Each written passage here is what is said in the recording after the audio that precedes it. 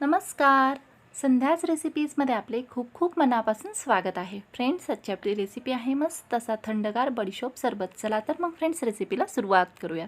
सर्वात प्रथम बडीशोप सरबत बनवण्यासाठी लागणारी बडीशोपची पावडर तयार करून घेऊया. त्यासाठी इथे मी घेतले आहे एक मिक्सरचे पॉट. त्यामध्ये ॲड केली आहे 3 चमचे बडीशोप. आता ही जी सर्व बडीशोप आहे याची मिक्सरमध्ये मी बारीकसर अशी पावडर म्हणजेच पूड तयार करून घेणार आहे. इथे तुम्ही पाहू शकता मिक्सरमध्ये मी सर्व बडीशोपची बारीकसर अशी पूड तयार करून घेतली आहे. आपल्याला बडीशोपची बारीकसर अशीच पूड तयार करून घ्यायची आहे. तर इथे तुम्ही एकदम जास्त प्रमाणात ही बडीशोपची पावडर बनवून ती स्टोअर करून ठेवू शकता, जेणेकरून जेव्हा तुम्हाला सरबत बनवायचा आहे तो पटकन असा बनवला जाऊ शकतो. अशा प्रकारे आपली बडीशोपची पावडर तयार आहे. आता आपण आपला सरबत तयार करून घेऊयात. त्यासाठी इथे मी घेतले आहे एक पातेले. त्यामध्ये ॲड करत आहे 4 ग्लास पाणी. तर इथे मी पाणी जे घेतले आहे ते थंड पाणी घेतलेले आहे. इथे मी ज्या ग्लासमध्ये सरबत सर्व करणार आहे त्या ग्लासनेच पाणी मोजून घेतले आहे. अशा प्रकारे पाणी मोजून घेतल्यामुळे आपला सरबत जास्त प्रमाणात बनला जात नाही व तो शिल्लक राहत नाही. सरबत जर शिल्लक राहिला व तो बराच वेळ तसाच राहिला तर सरबताची चव जी आहे ती बिघडली जाते. त्यामुळे जितक्या प्रमाणात आपल्याला सरबत हवा आहे तितक्याच प्रमाणात सरबत इथे आपण बनवून घेणार आहोत.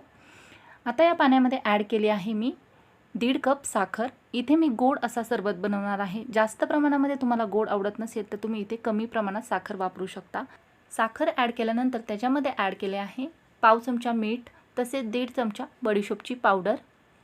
आता ही पावडर जी आहे ती या पाण्यामध्ये व्यवस्थित अशी इथे मी मिक्स करून घेत आहे. तर इथे तुम्ही पाहू शकता पाण्यामध्ये सर्व बडीशोपची पावडर मी व्यवस्थित अशी मिक्स करून घेतली आहे. आता यामध्ये ॲड करत आहे 1.5 लिंबाचा रस. तर इथे मी 4 ग्लास सरबत बनवत आहे, त्यासाठी 1.5 लिंबाचा रस वापरला आहे. इथे मी जे लिंबू वापरले आहे ते मध्यम आकाराचे लिंबू वापरले आहे. 4 ग्लास सरबतासाठी 1.5 लिंबाचा रस इथे पुरेसा होतो. तर फ्रेंड्स, आज आपण बनवत आहोत मस्त असा थंडगार बडीशोपचा सरबत. तर ही रेसिपी कशा प्रकारे बनवली जाते हे पाहण्यासाठी तुम्ही हा व्हिडिओ शेवटपर्यंत जरूर पहा.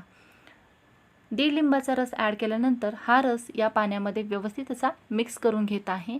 अशा प्रकारे मिक्स करून घेतल्यामुळे रस ही व्यवस्थित असा मिक्स होतो व साखर ही आपली पूर्णपणे विरघळली जाते. इथे तुम्ही पिठी साखरही वापरू शकता, परंतु पिठी साखरेमुळे सरबताची टेस्ट ही व्यवस्थित अशी लागली जात नाही, त्याची टेस्ट बिघडली जाते. तर इथे तुम्ही पाहू शकता आपली जी साखर आहे ती पूर्णपणे या सरबतामध्ये म्हणजेच पाण्यामध्ये विरघळली गेली आहे. अशा प्रकारे आपला सरबत जो आहे तो पिण्यासाठी तयार आहे. सरबत कधीही सर्व करण्यापूर्वी थोडासा टेस्ट करून बघायचा, जेणेकरून यामध्ये जर काही कमी वाटत असेल तर ती आपल्याला व्यवस्थित अशी पूर्ण करता येते. तर अशा प्रकारे आपला पूर्णपणे सरबत पिण्यासाठी तयार आहे. आता हा व्यवस्थित असा सर्व करून घेऊया. तर हा सरबत आपण इथे गाळून सर्व करणार आहोत. तेथे तुम्ही पाहू शकता सरबत अशा प्रकारे मी गाळून सर्व करत आहे, जेणेकरून याच्यामध्ये जर बडीशोपचा एखादा मोठासा तुकडा राहिला असेल किंवा लिंबाच्या बिया असतील तर त्या व्यवस्थित अशा गाळल्या जातात. तर फ्रेंड्स, हा बडीशोपचा सरबत जो आहे तो उन्हाळ्यामध्ये खूप फायदेशीर आहे आपल्या शरीराला.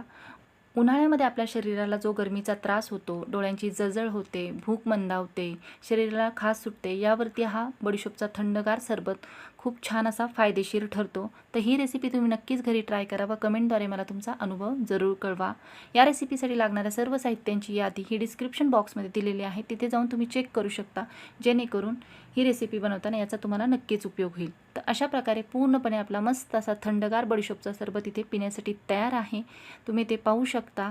फ्रेंड्स, ही रेसिपी जर आवडली असेल तर नक्कीच लाईक करा, शेअर करा, सबस्क्राईब करा. तसेच चॅनेलवर नवीन असाल तर जरूर बेल आयकॉन प्रेस करा.